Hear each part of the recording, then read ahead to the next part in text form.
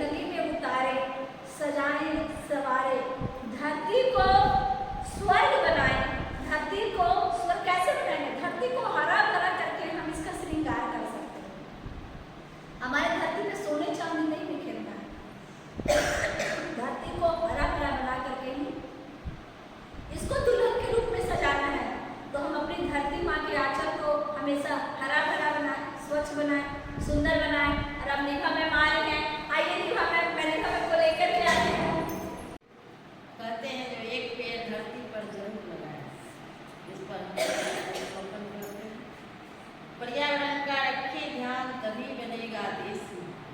कहते हैं ये वेद पुराण एक वृक्ष 10 पुत्र समान। बच्चों को दो यही शिक्षा पर्यावरण की करो सुरक्षा।